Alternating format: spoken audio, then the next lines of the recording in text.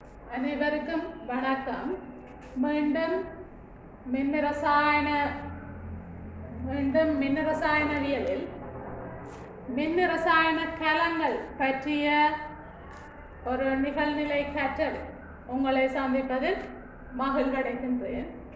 அந்த வகையில் மின்னிரசாயன கலங்கள் ரெண்டு வகையாக நாங்கள் பார்க்கலாம். ஒன்று கால்வனிக் கலங்கள் அல்லது வோல்டேக் கலங்கள் என்று சொல்லப்படும். மற்றது மின்பகு கலங்கள், எலக்ட்ரோலிட்டிக் செல்ஸ்.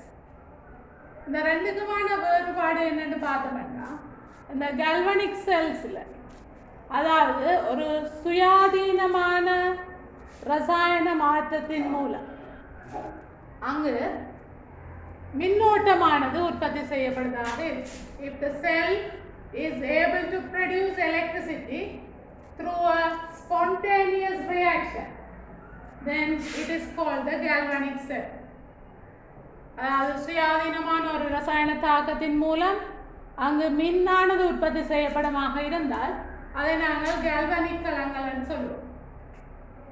அதே நேரம் ஒரு சுயாதீனமற்ற ரசாயன தாக்கத்தை மின்னோட்டத்தை வழங்குவதனூடாக நாங்கள் நிகழச் செய்வமாக இருந்தால் அந்த கலங்களை நாங்கள் மின்பகு கலங்கள் அல்லது எலக்ட்ரோலிட்டிக் செல்ஸ் என்று சொல்லுவோம்.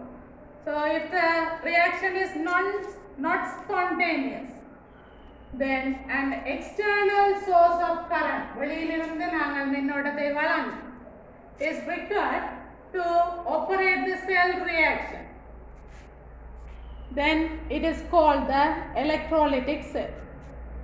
ஆகவே நாங்கள் மின்னோட்டத்தை வழங்குவதனூடாக அங்கே ஒரு இரசாயன மாற்றத்தை உருவாக்குவமாக இருந்தால் அதை நாங்கள் எலக்ட்ரோலிட்டிக் செல்ஸ் என்று சொல்லுவோம்.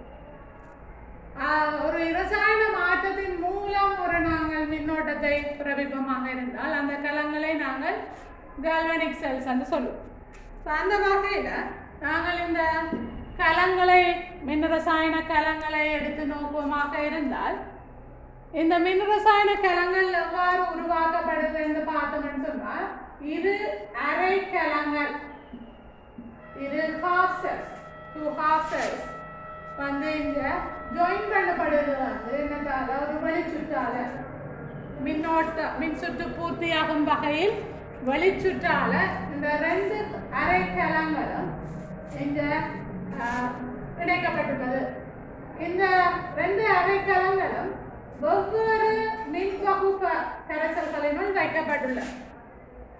இது நாக கோலானது ZnSO4 கரைசல், அந்த சரிவு 1 mol Dm-3. அதே மாதிரி இது ஒரு நியம செப்பு மின்வாய் Cu போல் CuSO4 கரைசல் என்ற 1 mol per decimeter cube வைக்கப்பட்டுள்ளது. அவை இது இரண்டும் நியம மின்வாய்களாக இருக்கு. இது நியம நாக மின்வாய், இது நியம செப்பு மின்வாய். இவை இரண்டும் மின் சுற்று பூர்த்தியாகும் வகையில அங்க இணைக்கப்பட்டிருக்கு. அங்க போல்ட்ஸ்மானி பொருத்தப்பட்டிருக்கு. அதே நேரம் இந்த 2 வெவ்வேறு மின்பகு பொருட்கள் கரைசல்கள் பயன்படுத்தப்படுறதால அந்த 2 மின்பகு கரைசல்களுக்கும் இடையில ஏற்படுற அந்த திரவ சந்தி அழுத்தத்தை குறைக்கும் முகமாக இந்த உப்பு பாலத்தால் 2 மின்பகு கரைசல்களும் இணைக்கப்பட்டுள்ளது. இப்ப எங்களுக்கு இந்த 2 மின்வாய்களும் ஒரே மின்பகு கரைசலினுள் வைக்கப்படுமாக இருந்தால் அங்கு திரவ சந்தி அழுத்தம் இல்லாமல் இருக்கு. ஆனால் மின்பகு கரைசல்கள் வேறு வேறாக விரைக்குள்ள அங்க காணப்படுற அந்த ஏற்றங்களுக்கு இடையில வித்தியாசம் காணப்படும் நிலைமையில இந்த திரவ சந்தி அழுத்தம் ஏற்படும். அதை நாங்கள் மினிமைஸ் பண்றதுக்கு தான் நாங்கள் இந்த உப்பு பாலத்தை பயன்படுத்துகிறோம். இந்த உப்பு பாலம் இந்த பயன்பாடு சென்ற நிகழ்நிலை கற்றலில் உங்களுக்கு கூறப்பட்டது. அப்ப அந்த வகையில இந்த உப்பு பாலத்தால இணைத்து நாங்கள் ஒரு மின் இரசாயன கலம் ஒன்று இங்கு உருவாக்கப்பட்டது. அப்ப இங்க பார்த்தோம்னு சொன்னால் 2 அரை கலங்கள் நாக மின்வாயம் செப்பு நியமனாக மின்வாயம் நியம செப்பு மின்வாயம் என்ற இரு அரைக்கலங்களாக காணப்படுது. அப்போ அந்த வகையில் ஒரு electrochemical cell is prepared by 2 half cells of Saturn and Cu. அப்போ இங்கே என்ன நடக்குதுன்றால் நாங்கள் இங்கே போல்ட்ஸ்மானியை இணைத்திருக்கிற நிலையில் நான் நேற்று சொன்னேன் போல்ட்ஸ்மானி மிக தடை கூடியது. ஆகவே அந்த 2 அரைக்கலங்களுக்கும் இடையான அழுத்த வேறுபாட்டை அது எங்களுக்கு அளவு தரும். அதே நேரம் அது கூடாக மின்னோட்டம் போகிறது அங்கே எங்களுக்கு என்னவாக இருக்கும், மிக குறைவான மின்னோட்டம் தான் இதுக்குள்ளால போகக்கூடியதாக இருக்கும். ஆகவே நாங்கள் சொல்லலாம் மின்னோட்டம் தற்பொழுது போகவில்லை. அவ்வாறான நிலையில 2 இந்த அரைக்கலங்கள் என்னவாக இருக்கும் என்றால் மின்னோட்டம் அதுக்குள்ளால போகாத நிலைமையில 2 அரைக்கலங்களும் தற்போது தனித்தனியாக இருப்பது போல் சமநிலையில் இருப்பது போல அவை இருக்கு. ஆக இந்த நாக மின்வாய் அந்த மின்பகு கரைசலோட நாகம் சமநிலையில் இருக்கும். அதனால இங்கே சொப்பு அந்த மின்பகு கரைசலோட சமநிலையில் இருக்கும். ஆகவே நாங்கள் அங்கே இருக்கிற சமநிலை தாக்கங்களை நாங்கள் பார்த்தோம்னா Zn2 plus aqueous இது எப்பவுமே தாழ்த்தல் தாக்கங்களாகத்தான் எழுதப்பட வேண்டும். சமநிலை தாக்கம் Zn2 plus aqueous 2 இலத்திரனை ஏற்று Zn solid ஆகும் மாறும். அதற்கான E ஸ்டாண்டர்ட் பெருமானம் இங்கே தரப்பட்டிருக்கு -0.76 வோல்ட். அது மாதிரி செப்பு மின்வாயில இருக்கிற அந்த சமநிலை தாக்கத்தை பார்த்தோம்னா Cu2 plus aqueous 2 இலத்திரனை ஏற்று Cu solid-ஆக அங்கே அப்போ நாங்கள் இந்த கலங்க அதாவது இந்த மின்கலம் செயற்படாத நிலையில் அதாவது அதனூடாக இலத்திரன் ஓட்டமோ அல்லது மின்னோட்டமோ வெளிச்சுற்றினூடாக போகாத நிலைமையில இந்த 2 கலங்களும் சமநிலையில் காணப்படும். இந்த 2 கலங்களும் சமநிலையில் காணப்படும். அப்ப நாங்கள் அதை விளங்கிக் கொள்ள வேண்டும். அவங்க வோல்ட்மானி இணைக்கப்படும் போது அதனூடாக மின்னோட்டம் செல்வது கடினம். அங்கே அது கடை கூடிய ஒரு உபாரம். அவை மின்னோட்டத்தை அதனூடாக விடாது. அவை அந்த 2 அரைக்கலங்களும் தற்போது சமநிலையில் இருக்கும். இப்போது நாங்கள் பார்த்தோம்னா இந்த வோல்ட்மானியை அடுத்ததாக நாங்கள் இந்த வோல்ட்மானியை அகற்றி அதை ஒரு கடத்தும் கம்பியால் மாத்திரம் நாங்கள் அந்த 2 அரைக்கலங்களையும் இணைப்பமாக இருந்தார். இப்பொழுது என்ன நடக்க போகுதுன்னு சொன்னால் இந்த மின்வாய்கள்ல இருக்கிற அந்த இலத்திரங்கள் நான் முதலே சொன்னா மின்வாயில் மறையேற்றமும் இலத்திரன்களும் கரைசலினுள் நேரேற்றமும் காணப்படும். அப்ப நாங்கள் இந்த ஒரு கடத்தும் கம்பியை இணைத்தவுடன் இந்த இலத்திரங்கள் என்ன செய்யணும்னா உடனடியாக இந்த நாகம் கூடிய அளவு ரசாயன தொடரில் நாங்கள் பார்த்தோம்னு சொன்னால் நாகம் செப்புக்கு மேலே இருக்கிற அவர் இலகுவாக செப்பை விட ஒட்சியேற்றம் அடைந்து Zn2 plus ஆக மாறி இலத்திரனை கூடுதலாக வெளியேற்றி கொண்டிருப்பார். செப்போட ஒப்பிடைக்குள்ள நாகம் கூடிய அளவுக்கு இலத்திரனை ஒட்சியேற்றம் அடைந்து அவர் இலத்திரனை கூடுதலாக கோல்ல கொண்டு. ஆகவே நாங்கள் வழிச்சுற்றினூடாக நாங்கள் இரு அரைக்கலங்களை இணைக்கும் போது அந்த இலத்திரனானது நாகத்திலிருந்து செப்பை நோக்கி விரைவாக பாய வெளிப்படும். அப்ப அந்த நிலைமையில இந்த இரு அரைக்கலங்களினதும் சமநிலை குழம்பம் தன்மை ஏற்படும். அப்ப அது எவ்வாறு குழப்பப்படுதுன்னு சொன்னால் இந்த இலத்திரங்கள் இந்த நாகமின்வாயில் இருந்து அகற்றப்படும். முதல் சமநிலையில இருந்தது Zn2 plus 2 இலத்திரனை ஏற்று Zn solid-ஆக இருந்தது சமநிலையாக இருக்கு. இப்பொழுது இந்த இலத்திரன்கள் இந்த சமநிலையில இருந்து வெளிச்சுற்றினூடாக வெளியில போகும். ஆகவே லிச்சர்டின் தத்துவத்தின்படி அந்த சமநிலை குழம்ப மீண்டும் ஒரு சமநிலையை ஏற்படுத்தும் முகமாக இந்த தாக்கம் தன்னை மாற்றியமைத்துக் கொள்ளும். ஆகவே இலத்திரன் அளவு குறைக்கப்பட அதை கூட்டு முகமாக சமநிலை இத்திசையை நோக்கி நகரும். ஆகவே அந்த Zn கோளானது மேலும் மேலும் இலத்திரன்களை இழந்து ஒட்சியேற்றம் அடையும் நிலைமை இங்கே ஏற்படும். ஆகவே வெளிச்சுற்றினூடாக நாங்கள் இந்த 2 அரைக்கலங்களையும் தொடுக்கும் போது எங்களுக்கு நாகமின்வாய் தொடர்ந்து ஒட்சியேற்றத்திற்கு உள்ளாகும் நிலைமை ஏற்படும். ஆகவே இங்க ஒட்சியேற்றம் நடைபெறுவதாக இருக்கும். அதே நேரம் இங்கு போற இலத்திரன்கள் அங்க பார்த்தோம்னு சொன்னால் செப்பு மின்வாய் காணப்படுது. செப்பு மின்வாயில அதுக்குள்ள மின்வாய் கரைசலாக Cu2+ அது இந்த Cu2+ இந்த மின்வாயை சுற்றி நிற்கும்.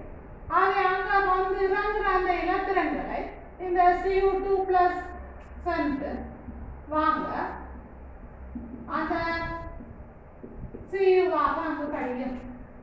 செப்பாக அந்த கோல்ல அது படிக்கும். அப்ப இங்க பார்த்தோம்னு சொன்னால் அதாவது இங்க நோக்கி இலத்திரன் போகுது. ஆகவே இங்கே ஒரு சமநிலையில குழப்பம் வரப்போகுது. அப்ப என்ன குழப்பம் வரப்போகுதுன்னு சொன்னால் அந்த செப்பு மின்வாயில இலத்திரன் அளவு கூட அதிகரிக்க போகுது. ஆகவே அதை குறைக்கும் முகமாக இந்த சமநிலை முன்னோக்கி நகரம். முதல்ல சமநிலையாக இருந்தது போல்ட்ஸ்மானிய இணைத்திருக்கும் போது இப்ப இலத்திரன் அங்க கூடுதலாக சேர அந்த சமநிலை என்ன செய்ய குழப்பப்பட போகுது. ஆகவே அந்த இலத்திரன் அளவை குறைக்கும் முகமாக சமநிலை முன்னோக்கி நகரும். ஆகவே அங்க கூடிய அளவு தாழ்த்தல் நடைபெறும். அவ இந்த மின்வாயிலங்களுக்கு தாழ்த்தல் நடைபெறுவதாக இருக்கு. அப்ப இப்ப நாங்க பார்த்தோம்னு சொன்னால் இந்த மின் ரசாயனத்தோட எங்களுக்கு தெரியும் நாகம் மேல இருக்கிற செப்பு கீழே. அதை நாகம் தான் இலகுவாக ஒட்சியேற்றம் அடைவார்.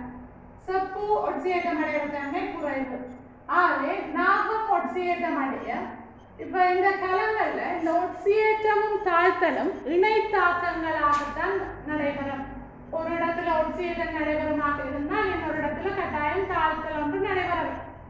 அந்த வகையில இந்த மின்வாயில ஒட்சியேற்றம் நடைபெற இந்த மின்வாயில தாழ்த்தல் நடைபெறும். அப்ப நாங்கள் இனி இந்த காலத்தை பற்றின ஒரு பூரணமான விளக்கத்தை நாங்கள் எடுப்பமாக இருந்தால் அதாவது இந்த ஒட்சியேற்றம் நடைபெற மின்வாயை நாங்கள் சொல்லுவோம் அனோட்டு. ஒட்சியேற்றம் நடைபெறும் மின்வாய் நாங்கள் அனோட்டு என வரையறுத்திருக்கிறோம். எப்பவுமே ஒட்சியேற்றம் நடைபெறும் இடம் தான் அனோட். அதே நேரம் தாழ்த்தல் நடைபெறும் இடம் கேதோடாக இருக்கும். ஆகவே நாங்கள் இந்த மின்வாயில அனோட் எது கேதோட் எதுன்றதை நாங்கள் இனம் காண முடியும். இவர் அனோடாக இருப்பார், இவர் தாழ்த்தல் நடைபெறபடியால கேதோடாக இருப்பார். அதே நேரம் இங்க பார்த்தோம்னா இந்த நாக மின்வாயில மைனஸ் சேர்த்தத்தின் அளவு செப்பு மின்வாயோட ஒப்படைக்குள்ள கூடுதலாக இருக்கும்.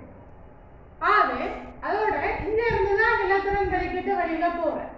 ஆகவே இங்க இலத்திரன் அளவு அடர்த்தி கூடவாக இருப்பதா இது மறை மின்வாயாக இருக்கும். இங்க இலத்திரன்கள் Cu2+ ஆல ஏற்கப்படும். ஆகவே இலத்திரன் இங்க சேர்றபடியால இந்த மின்வாய் நேர் மின்வாயாக இருக்கும். அப்ப ஒட்சியேற்றம் நடைபெறும் மின்வாய் அனோட்டு. ஆகவே நாக மின்வாய் தான் இங்க என்னவா இருக்க போகுது அனோட்டாக இருக்க போது. செப்பு மின்வாய் கேதோடாகவும் அதே நேரம் இந்த இலத்திரன் அளவு கூடவாக இருக்கும். அதனால இந்த வெளிச்சத்தின் இலத்திரன் வெளியேறி போகும். ஆகவே அது மறை மின்வாயாகவும் இது நேர் மின்வாயாகவும் இருக்கும். ஆகவே நாங்கள் இந்த இங்கிருந்து இலத்திரன் வெளியேறி போகல அது இலத்திரன் ஓட்டத்தின் திசையாக நாங்கள் அதை குறிப்போம். ஆகவே அனோட்டில் இருந்து இங்கு கேதோட்டை நோக்கி இலத்திரன்கள் செல்வதை நாங்கள் அவதானிக்கலாம். அந்த இலத்திரன் ஓட்டத்திற்கு எதிரான திசையில மின்னோட்டம் காணப்படும். இலத்திரன் ஓட்டத்திற்கு எதிராக மின்னோட்டம் காணப்படும். அப்ப இப்ப எங்களுக்கு இந்த கலத்தை பற்றின முழுமையான அந்த காலத்துல யார் அனோட்டு யார் கேதோட்டு, எது நேர் மின்வாய் எது மறை மின்வாய், இலத்திரன் ஓட்டம் எத்திசையில் நடைபெறும், மின்னோட்டம் எத்திசையில் நடைபெறும் என்பன போன்ற கேள்விகளுக்கு நாங்கள் இலகுவாக விடையளிக்கக்கூடியதாக இருக்கு. ஸோ அடுத்த விஷயத்தை நாங்கள் பார்த்தோம்னு சொன்னால் இந்த மின்கலத்தோட தொடர்புடைய விடயங்கள் எங்களுக்கு முக்கியமாக இருக்கும். அதாவது இந்த மின்கலத்தை பயன்படுத்தி நாங்கள் என்னென்ன விடயங்களை எதிர்வு கூற முடியும். அப்போ இங்கே பார்த்தோம்னா 2 அரைக்கலங்கள் இங்கே காணப்படுது. ஸோ அந்த அரைக்கலங்கள் அதாவது மின்னோட்டம் ஓடைக்குள்ள நான் சொன்னேன் சமநிலை குழம்பும். ஆகவே நாங்கள் அங்கே அரைக்கலங்களில் இப்போ தாக்கம் நடக்கக்குள்ள நாங்கள் ஒரு திசை அம்புக்குறியால் தான் அந்த தாக்கத்தை காட்டுவோம். அப்போ பார்த்தோம்னா நாக மின்வாய் அது வந்து ஒரு அனோட்டு மின்வாய் அனோட்டாக தொழிற்படுது. ஏனென்றால் அங்கே ஒட்சியேட்டம் நடைபெறுது. ஆக அந்த நாக மின்வாயில் நடைபெற தாக்கத்தை நாங்கள் பார்த்தோம்னா Zn solid வந்து Zn2 + aqueous ஆகவும் 2 இலத்திரனாகவும் மாறும். இந்த நீங்கள் தாக்கங்கள் எழுதியக்குள்ள கட்டாயம் பௌதீக நிலைகள் குறிக்கப்படுவது முக்கியமானதாக எதிர்பார்க்கப்படுது. மற்றது இந்த அம்புக்குறி நீங்கள் ஈக்லிபிரியம் அதாவது களம் இயங்காத நிலையில தான் நீங்கள் சமநிலை போட வேண்டும். களம் இயங்குமாக இருந்தால் மின்னோட்டம் ஓடுமாக இருந்தால் அதை நீங்கள் ஒரு வழி அம்புக்குறியால் தான் காட்டவர் அந்த தாக்கம். அப்போ இங்கே வந்து அனோட்டு அதாவது நாக மின்வாயில் ஒட்சியேட்டம் நடக்குது. அந்த தாக்கம் காட்டப்பட்டிருக்கு. அதே மாதிரி செப்பு மின்வாயை பார்த்தோம்னு சொன்னால் அங்கே அது கதோட்டாக இருக்குது. அங்கே தாழ்த்தல் நடக்கும். ஆகவே அங்கே Cu2 + aqueous இலத்திரனை வாங்கி 2 இலத்திரனை வாங்கி செப்பாக அந்த கோலில் படியும். அப்போ முழு தாக்கத்தை நாங்கள் பார்ப்போம்னா இந்த 2 தாக்கங்களை நாங்கள் என்ன செய்ய வேண்டும் என்றால் கூட்டி முழு தாக்கம் எழுதுவதாக இருக்கும். அப்போ 2ஐயும் கூட்டினோம் என்றால் அந்த இலத்திரன்கள் 2 பக்கம் இருக்கிறதால அவை கேன்சல் ஆக எங்களுக்கு Zn solid + Cu2 + aqueous Zn2 + aqueous + Cu solid ஆக வரும். அப்போ இது வந்து செல் ரியாக்ஷன். இவை ரெண்டும் ஹாஃப் அயனிக் ஈக்குவேஷன் அரை கலத்தாக்கம் என்று சொல்லப்படும். அடுத்தது நாங்கள் பார்த்தோம்னா இந்த கலத்தின் மின்னியக்க விசை அதாவது அந்த EMF சொல்றது மின்னியக்க விசை என்ன பெருமானமாக இருக்கும். அதாவது உண்மையில அந்த கலத்தை நாங்கள் மின்னியக்க விசை அளக்குறதுக்கு வோல்ட்மானி தான் பாவம். அப்போ அந்த களம் இயங்காத நிலையில 2 அரைக்கலங்களுக்கும் இடையான அழுத்த வேறுபாட்டை தான் எங்களுக்கு இந்த வோல்ட்மானி தரும். ஏன்னா வோல்ட்மானியோட மின்னோட்டம் போக விடாது. அப்போ அந்த வோல்ட்மானி இயங்குறதுக்கு தேவையான மேசரிய மின்னோட்டம் அதனோடாக போகும். அப்போ அங்கே நாங்கள் களத்தின் மின்னியக்க விசையை நாங்கள் என்னென்று நாங்கள் இந்த வரையறுக்கிறோம்னு சொன்னால் ஈசல் அதாவது களத்தின் மின்னியக்க விசை வந்து E standard cathode minus E standard anode anode ஆக அல்லது நாங்கள் என்ன சொல்லலாம் என்றால் இந்த உண்மையாக இந்த நியம நிலையில இந்த மின்வாயை நாங்கள் கீறேற்ற எவ்வாறு கீற வேண்டும் சொன்னால் ஒட்சியேஷன் நடைபெறது இந்தியாவில் பார்த்தோம். தாழ்த்தல் நடைபெறது உங்களோட ரைட் ஹேண்ட் சைடு தான் எப்பவுமே கீறவர். அதாவது நியமமாக நாங்கள் ஒரு மின்கலத்தை கீற வேண்டுமாக இருந்தால் தாழ்த்தல் நடைபெற அந்த பகுதியை அந்த அரைக்கலத்தை நாங்கள் எங்களோட ரைட் ஹேண்ட் சைடு சரியா ரைட் ஹேண்ட் சைடில் வந்து ரிடக்ஷன் ரைட் ஹேண்ட் சைடில் வந்து ரிடக்ஷன் நடக்கும். லெஃப்ட் ஹேண்ட் சைடில் வந்து ஆக்சிடேஷன் நடக்கிற மின்வாயையும் நாங்கள் கூறுவது வழக்கம். அப்போ அந்த வகையில் இந்த ரைட் ஹேண்ட் சைடில் வந்து நாங்கள் ஆர வச்சிருக்கிறோம்னு சொன்னால் அதாவது ரிடக்ஷன் நடக்கிற மின்வாய் செப்பு மின்வாய். இந்த வாதம் என்றால் இந்த லெஃப்ட் ஹேண்ட் சைடில் வந்து யார் இருக்கிறார் நாக மின்வாய்.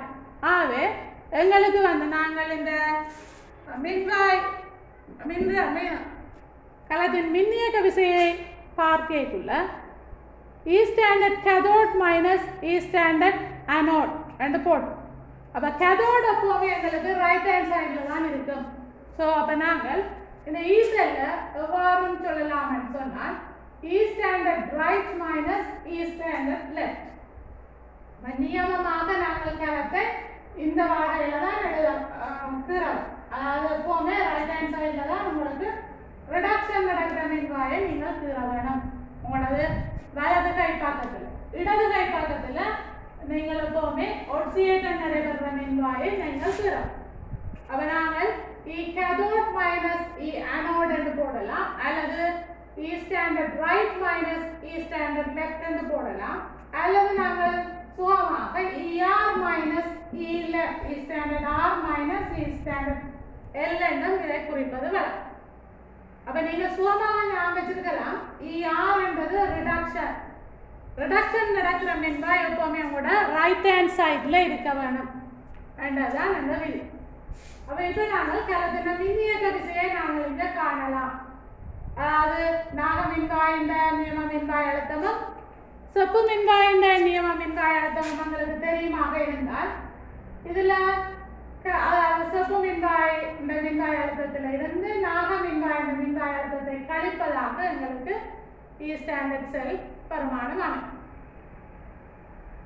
அப்ப எப்பவுமே E ஸ்டாண்டர்ட் செல் அதாவது ஒரு கலத்தின் மின்னியக்க விசை நேர்பெறுமதியுடையதாகத்தான் இருக்கும். ஒருபோதும் இது மறைபெறுமதியாக வராது.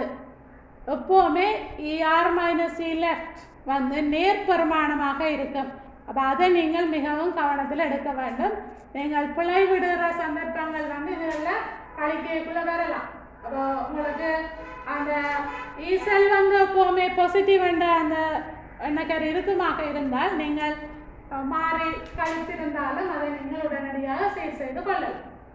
அடுத்தது பார்த்தோம்னா இந்த கலத்தின் குறியீடு என்ன மாதிரி இந்த நோட்டேஷனை நாங்கள் எழுதுறது. கலத்தின் ஒரு பிரச்சனையும் இல்லை. உங்களோட அந்த கலத்துல என்ன கலத்துல பார்த்தீங்கன்னு சொன்னால் உங்களோட லெஃப்ட் ஹேண்ட் சைட்ல ஜட்டன் மின்வாய் நாக மின்வாய், ரைட் ஹேண்ட் சைட்ல செப்பு மின்வாய் இருக்குது. நாக மின்வாய் ஒட்சியேற்றத்துக்குள்ளாகுது. ஆகவே அந்த தாக்கத்தை நீங்கள் எழுதுவீங்க. சட்டன் Zn 2+ ஆக மாறுது. Zn 2+ equals இதுல நீங்க போடணும் அந்த சரிவு அங்க தரப்பட்டிருக்கு. அப்ப நீங்கள் அந்த ஏக்வஸோட பக்கத்துல நீங்கள் என்னதை போடணும்னு சொன்னால் அந்த சரிவையும் நீங்கள் போடுவதாக இருக்க வேண்டும். 1 mol dm minus 3.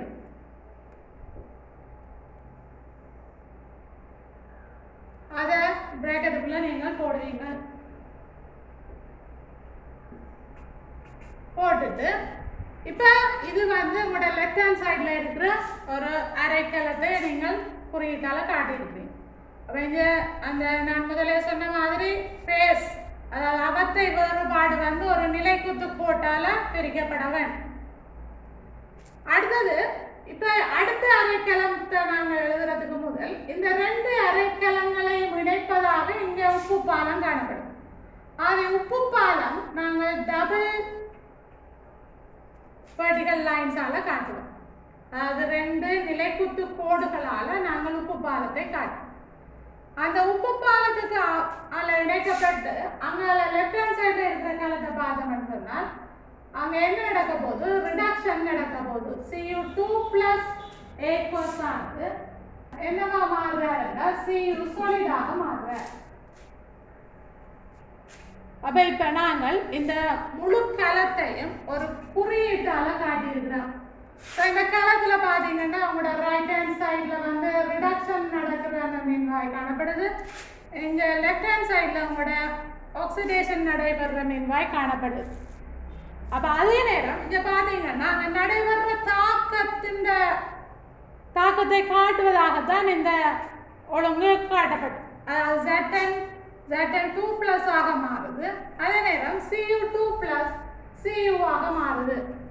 அப்ப உங்களுக்கு ஒரு கலம் தரப்படுமாக இருந்தால் கலத்தின் குறியீடு உங்களுக்கு தரப்படுமாக இருந்தால் நீங்கள் இலகுவாக கண்டுபிடிக்கலாம் எங்க ஆக்சிடேஷன் நடைபெறுது, எங்க ரிடக்ஷன் நடைபெறுது.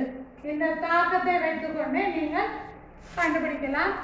ஆர் ஆக்சிடேஷன் நடைபெறுற மின்வாய், ஆர் ரிடக்ஷன் நடைபெறுற மின்வாய். எப்பவுமே இந்த ரிடக்ஷன் கூட ரைட் ஹேண்ட் சைட்ல தான் காட்டப்பட வேண்டும்.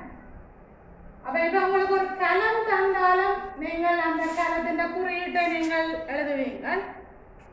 அதே நேரம் ஒரு கலத்தின் குறியீட்டை தந்தால் நீங்கள் அதை பார்த்து இந்த கலத்தை வரையவும் உங்களால இயலுமாக இருக்கும்.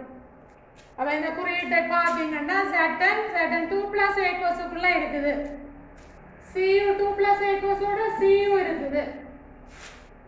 அந்த செப்பு மின்வாயில தாழ்த்தல் நடைபெறுது. அவர் கேதோட், அவர் எப்பவுமே ரைட் ஹேண்ட் சைடில் தான் கீறப்படவன். அதே மாதிரி இங்கே லெஃப்ட் ஹேண்ட் சைடில் இருக்கிறது ஒட்சியேட்டம் நடைபெறுது. அவர் அனோட். அங்கே அவர் உங்களோட ரைட் ஹேண்ட் சைடில் கீறப்படுறதாக இருக்கு. ரெண்டையும் இணைப்பதாக இந்த உப்பு பாலம் காட்டப்பட்டிருக்கு. ரெண்டு கலத்தை நீங்கள் உப்பு பாலத்தால் இணைத்து காட்டுவீர்கள். அப்ப இவ்வாறு ஒரு கலத்தின் நீங்கள் குறியீட்டை மிக தெளிவாக எழுதக்கூடியதாக இருக்கும். அப்ப இந்த குறியீட்டை வைத்துக்கொண்டு இனி நாங்கள் மற்ற விடயங்களையும் சொல்லலாம். அதாவது இங்கே ஒட்சியேட்டம் நடைபெறுது. ஆகவே இலத்திரன்கள் விடுவிக்கப்படும். ஆகவே இவை மறை மின்வாயாக இருக்கு. இந்த தாழ்த்தல் நடைபெறுது. இலத்திரன்கள் ஏற்றுக்கொள்ளப்படுது. ஆகவே நேர் மின்வாய். இங்க இலத்திரன்கள் வெளிச்சுற்றினூடாக இங்கதான் கூடுதலாக விடுவிக்கப்படுறதால இருந்து இங்கதான் இலத்திரன்கள் பாயும். அவை இலத்திரன் ஓட்டம் இந்த திசையில இருக்கும். அதுக்கு எதிராக மின்னோட்டம் செப்பு மின்வாயிலிருந்து நாக மின்வாயை நோக்கி வரும். இது ஒட்சியேட்டம் நடைபெறதால இவரை நாங்கள் அனோட் என்று சொல்லுவோம். இங்க தாழ்த்தல் நடைபெறதால இவரை நாங்கள் கேதோட் என்று சொல்லலாம். ஒரு கல குறியீட்டை வைத்துக்கொண்டு நீங்கள் முழுமையாக அந்த கலத்தை பற்றின சகல விடயங்களையும் நீங்கள் இடங்காணக்கூடியதாக இருக்கும் என நான் நினைக்கிறேன். எம் என்னும் உலோகத்தாலான மின்வாய் ஒன்று N+ அயன்களை கொண்ட நீர் கரைசலினுள் வைக்கப்பட்டுள்ளது. இது போன்ற இரண்டு மின்வாய்களுக்கு இடையிலான மின்னியக்க விசை தாங்கி இருப்பது.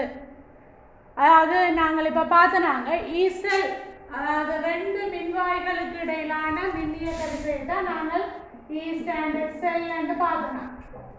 அது ER - E left ரிடக்ஷன் நடக்கிற மின்வாயில ரிடக்ஷன் நடக்கிற மின்வாய் அழுத்தத்திலிருந்து ஒட்சியேட்டம் நடக்கிற மின்வாய் அழுத்தத்தை கழிப்பதாக வரும். அப்ப இந்த மின்வாய்களுக்கு இடையான இந்த மின்னியக்க விசை, இந்த E ஸ்டாண்டர்ட் செல் அல்லது E செல் பெருமானம் என்ன விடயங்கள்ல மின்னியக்க விசை என்ன விடயங்கள்ல தங்கி இருக்கும் என கேட்கப்படும். முதலாவது சொல்லி இருக்குது வெளி அமுக்கத்தில், அதாவது அந்த சிஸ்டத்துக்கு வெளியே இருக்கிற அமுக்கத்தில் தங்கி இருக்கும்னு சொல்லியிருக்கு. அடுத்த இன்னொரு விடயம் சொல்லிது இரண்டு அரைக்கலங்களையும் மின்னியல் ரீதியாக இணைக்கும் பதார்த்தத்தில் தங்கி இருக்கு. அந்த இணைக்கும் கம்பி வெளிச்சுற்றால நாங்கள் இணைக்கும் கம்பியில தங்கி இருக்குன்னு சொல்லியிருக்கு. அடுத்தது இரண்டு கரைசல்களிலும் உள்ள Mn+ அயன்களின் செறிவில் தாங்கி இருக்கு. அடுத்த இரண்டு கரைசல்களின் வெப்பநிலைகளில் தாங்கி இருக்கிறது தாங்க.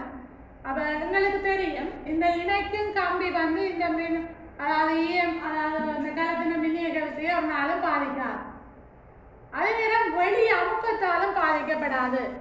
உண்மையில அமுக்கம் பாதிக்கிறதாக இருந்தால் வாயு மின்வாய்கள்ல தான் அந்த அமுக்கம், அதுவும் நாங்கள் செலுத்தப்படுற வாயுன்ற அமுக்கம் தான் அந்த மின்வாயின் அழுத்தத்தை பாதிக்குமே ஒழிய வெளியில இருக்கிற வளிமண்டல அமுக்கம் எந்த ஒரு பாதிப்பையும் கொடுக்கும். ஆகவே இந்த பாதிப்பை கொடுக்க போறது அந்த கரைசல், அங்க மின்பக கரைசல் என்ற செறிவு பாதிப்பை கொடுக்கும். அந்த இரண்டு அரைக்கலங்கள்ன்றது வெப்பநிலை நாங்கள் பார்த்துறாங்க. முதல்ல ஒரு மின்வாய்ந்த மின்னழுத்தம் இந்த அந்த மின்பக கரைசல் செறிவிலையும் அங்க அந்த சிஸ்டத்தின் வெப்பநிலையிலையும் தாங்கி இருக்கு. அதாலதான் நாங்கள் நியம நிபந்தனைகளை வரையறுத்தினாங்க. அடுத்த இன்னொரு வினா அங்கே போடப்பட்டிருக்கு. கலங்களின் மின்னியக்க விசை இவற்றால் பாதிக்கப்படுகிறது.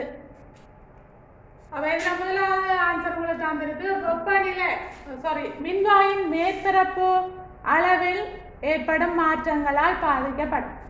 மின்வாயின் மேற்பரப்பை நாங்கள் மாற்றினால் இந்த மின்னியக்க விசை பாதிக்கப்படும் என்று சொல்லி மெல்லிய ஒரு மின்வாயை பாதிக்கிறதை விட வேற மொத்தமான ஒரு அல்லது அகலமான மின்வாயை நாங்கள் பாவித்தால் மின்னியக்க விசை பாதிக்கப்படும் என்று சொல்லப்பட்டது. அடுத்தது வெப்பநிலை மாற்றங்களால் பாதிக்கப்படும் என்று சொல்லி. அடுத்தது மின்பகு பொருளின் செறிவின் மாற்றங்களால் பாதிக்கப்படும். அடுத்தது மின்பகு பொருட்களின் இயல்பினால் பாதிக்கப்படும் என்று சொல்லி. அப்ப எங்களுக்கு தெளிவாக இருக்க வேண்டும். ஒரு நாளும் இந்த மின்வாய்ந்த மேற்பரப்பு என்னதை பாதிக்காதுனால் எங்களோட மின்னியக்க விசையை பாதிக்காது. அது மெல்லிய கோலாக இருந்தாங்க, மிக அகன்ற கோலாக இருந்தாங்க, மின்னியக்க விசையில எந்த ஒரு பாதிப்பையும் ஏற்படுத்தாது. மேற்பரப்பின் அளவு எந்த பாதிப்பையும் ஏற்படுத்தாது. அதே நேரம் மின்வாய்களுக்கு இடையான டிஸ்டன்ஸ் அதுவும் எங்களோட மின்னியக்க விசையில எந்த ஒரு பாதிப்பையும் ஏற்படுத்தாது. அப்ப அடுத்தது வெப்பநிலை. வெப்பநிலை கட்டாயம் பாதிக்கும். மின்பகு பொருளின் செறிவு கட்டாயம் பாதிக்கும். அடுத்தது மின்பகு பொருட்களின் இயல்பு, அதாவது நான் நேற்று சொன்னேன் மின்பகு பொருட்கள் மின்பகு பொருட்கள் மின்பகு பொருட்கள் மின்பகா பொருட்கள்னு சொல்லலாம். ஸ்ட்ராங் எலக்ட்ரோலைட்ஸ், வீக் எலக்ட்ரோலைட்ஸ், நான் எலக்ட்ரோலைட்ஸ். அப்போ முற்றாக அயனாகக்கூடிய NaCl, KCl போன்றவை நீர் கரைசலில் முற்றாக அயனாகக்கூடியவை அதாவது மென்மின்பகு பொருட்களாக இருக்கும். பகுதியாக அயனாக வரக்கூடிய மென்மணிலங்கள் அவை மென்மின்பகு பொருட்களாக இருக்கும். பென்சீன், கெரோசின் போன்ற சேதன முனைவற்ற சேர்க்கைகள் மின்பகா பொருட்களாக இருக்கும். ஆகவே மின்பகு பொருட்களின் இயல்பில் இந்த மின்வாய் அழுத்தம் தாங்கும். ஆகவே கலத்தின் மின்னியக்க விசையை அது பாதிக்கும். அடுத்த விடயத்துக்கு செல்வமாக இருந்தால் இதுல இன்னொரு கேள்வி போடப்பட்டிருக்கு. ஒரு mall per decimeter mall DM-3 சரிவுடைய சட்டன் 2+ அயன்களை கொண்ட கரைசலில் உள்ள சட்டன் கோலும் ஒரு mall per decimeter cube சரிவுடைய Cu2+ அயன்களை கொண்ட கரைசலில் உள்ள கோலும் இணைக்கப்பட்டுள்ளன. அப்ப நாங்கள் முதல் பார்த்த மாதிரி Zn Zn2+க்குள்ள வைக்கப்பட்டிருக்கு. Zn2+ aqueous-க்குள்ள வைக்கப்பட்டிருக்கு. அது மாதிரி சப்பு Cu2+ aqueous-க்குள்ள வைக்கப்பட்டிருக்கு. 2+ aqueous-க்குள்ள சப்பு வைக்கப்பட்டிருக்கு. கொண்ட கரைசல் உள்ள கோலம் இங்க வெளிச்சுற்றால இணைக்கப்படுதான். அப்ப இங்க கலத்தின் அமைப்பை குறியீட்டு ரீதியில் எழுதுகிறது கேட்கப்பட்டிருக்கு. அப்ப நாங்கள் முதல் பார்த்தோம் இங்க எங்களுக்கு இந்த ரசாயன தொடர்ல நாகம் மேலே இருக்கிற அப்ப அதான் இலகுவாக ஒட்சியத விடுவார். Zn2+ + 2V ஒட்சியத விடுவார். அது அவர் தான் சப்பு ரசாயன தொடர்ல கீழே தான் இருக்கு. அப்ப அந்த நாகம் மின்வாய் தான் ஒட்சியத விடுற மின்வாயாக இருக்கு. அதனோட சப்பு மின்வாயில காய்ச்சல் தான் நடைபெறும். அப்ப நான் இப்ப இந்த கலத்தின படத்தை நான் கீறியிருக்கேன், சரியாக கீறப்பட்டிருக்கலாம். ரிடக்ஷன் நடைபெற மின்வாய் உங்களோட ரைட் ஹேண்ட் சைட்ல, ஆக்சிடேஷன் நடைபெற மின்வாய் உங்களோட லெஃப்ட் ஹேண்ட் சைட்லையும் கீறப்பட்டிருக்கு. ரெண்டையும் இணைத்து நாங்கள் உப்பு பாலத்தை ரெண்டையும் இணைப்பதற்காக வைப்போம். அப்ப இப்ப இதுல ஒட்சியரம் நடைபெறதால அங்க இலத்திரங்கள் விடுவிக்கப்படும். இலத்திரங்கள் இங்க இருந்து இங்க போடும். ஆக மின்னோட்டம் இங்க இருந்து இங்க வரும். அப்ப இப்ப இதை கலத்தின் அமைப்பை குறியீட்டு ரீதியில் எழுத சொல்லி இருக்கு. அப்ப நான் அதை முதல்ல எழுதி காட்டினான். சட்டன் சாலிட் Zn 2+ aqueous அந்த சரிவு 1 mol DM-3 இது ரெண்டையும் இணைப்பதாக உப்பு பாலம் காணப்படுது. இங்க அங்கல பார்த்தோம்னா Cu2+ aqueous 1 mol DM-3 Cu சாலிடாக மாறுது. அப்ப இதுதான் கலத்தின் குறியீட்டு ரீதியான அமைப்பு. இக்கலத்தின் மின்னியக்க விசை யாதென கேட்கப்பட்டிருக்கு. அந்த மின்னியக்க விசை எங்களுக்கு காண வேண்டும் சொன்னால் இந்த நாகத்தின் நியம மின்வாய் அழுத்தமும் செப்பின் நியம மின்வாய் அழுத்தமும் உங்களுக்கு தெரிய வரும். அப்ப நாகத்தின் நியம மின்வாய் அழுத்தம் ஸ்டாண்டர்ட் பெருமானம் எங்களுக்கு என்னவாக இருக்குதுன்னு சொன்னால் -0.76 ஆக இருக்கு. அது மாதிரி செப்பின் நியம மின்வாய் அழுத்தத்தை பார்த்தோம்னா +0.76 0.34 ஆக ஆகவே நாங்கள் E செல்ல இப்போ கண்டு வேண்டாம். E ஸ்டாண்டர்ட் செல் வந்து E R minus E left அல்லது E reduction minus E oxidation. அப்போ ER reduction நடக்கிற மின்வாயிடம் plus 0.34 volt minus அங்கே oxidation நடக்கிற மின்வாயிடம் minus 0.76 volt. அப்போ இது பார்த்தீங்கன்னா இந்த மைனஸும் சேர்ந்து பிளஸ் ஆக மாற எங்களுக்கு 0.34 வோல்ட் பிளஸ் 0.76 வோல்ட் என்று வரும். அப்போ இதை நாங்கள் செய்தோம்னு சொன்னால் எங்களுக்கு பிளஸ் 1.10 வோல்ட்டாக இருக்கும். அப்போ இப்போ எங்களுக்கு கலத்தின் மின்னியக்க விசை வந்து பிளஸ் பெருமானமாக வருது 1.10 வோல்ட்டாக வருது. அடுத்த கட்டத்துக்கு மின்வாய்களின் அரைக்கலத்தாக்கங்களையும் கலத்தாக்கத்தையும் தருகாண்டு வருது. அப்போ அதை நான் முதல்ல உங்களுக்கு விளங்கப்படுத்தினான். அரைக்கலத்தாக்கம் சொன்னால் Saturn solid வந்து என்னவாக மாறப்போகுது Saturn 2 + aqueous ஆகவும் + 2E ஆகவும் ஆக்சிடேஷன் நடக்கிறதாக நீங்கள் எழுதவர். அப்போ இது வந்து எங்கே நடக்க போகுது அனோடில் அது மாதிரி கேதோடில் பார்த்தீங்கன்னா Cu2 + aqueous 2 இலத்திரனை ஏற்று Cu solid-ஆக படிவர். அப்போ இது வந்து அனோடில் நடைபெற அரைக்கலத்தாக்கம், இது கேதோடில் நடைபெறும் அரைக்கலத்தாக்கம்.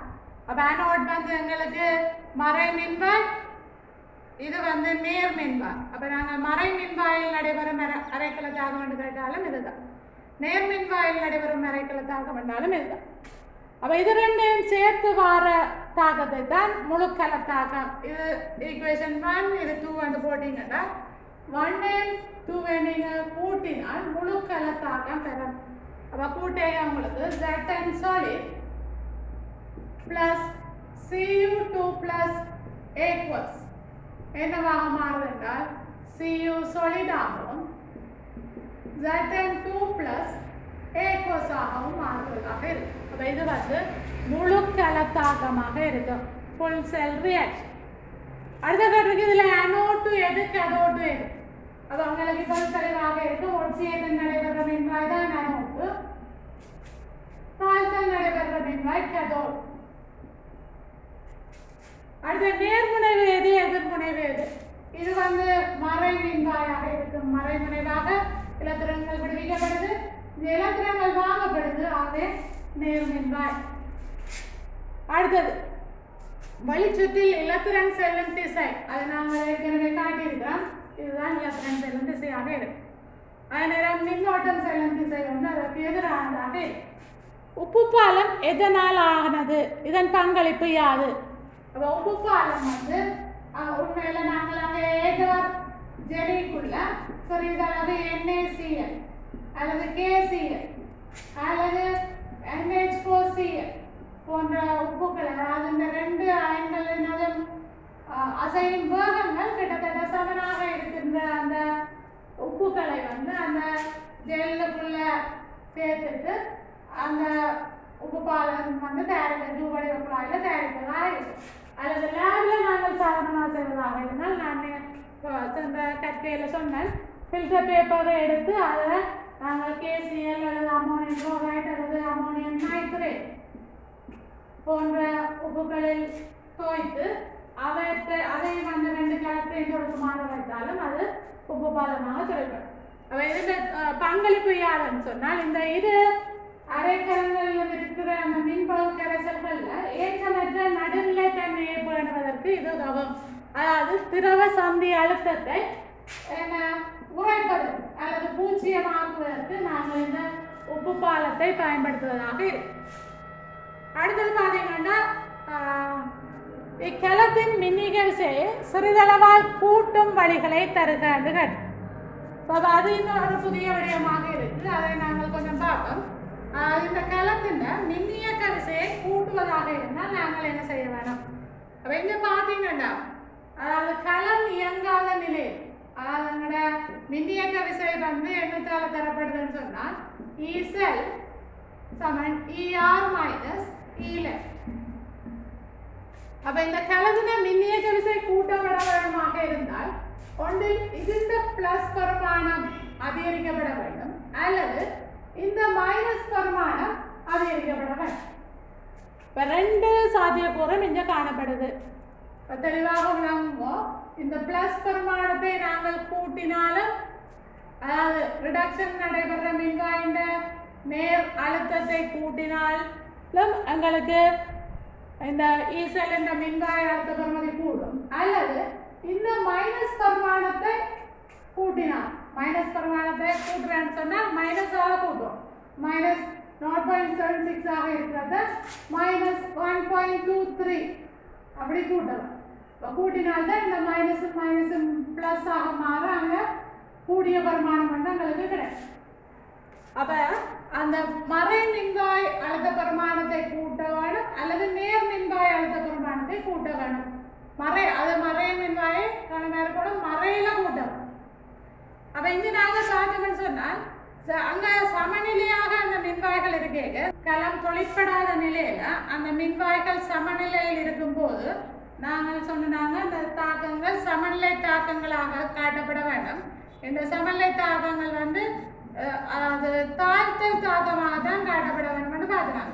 அப்போ இதுதான் எங்களுக்கு இந்த தாழ்த்தல் தாக்கத்துக்கான மின்வாய் அழுத்த பரிமாணம் தான் அந்த விவசாய தொடரில் தரப்பட்டிருக்கு. அப்போ இங்கே பார்த்தோம்னா இதுண்ட மறை தன்மையை நாங்கள் கூட்டணும்னு சொன்னால், அதாவது சட்டன் 2+ ஆக கூடுதலாக நாங்கள் மாற்ற வைக்க வேணும். அப்போதான் அந்த மின்வாயில இலத்திரண்ட அளவு கூட மறைத்தன்மையின் அளவு கூடிச்சு, மறை பிரமாணம் கூடிச்சு.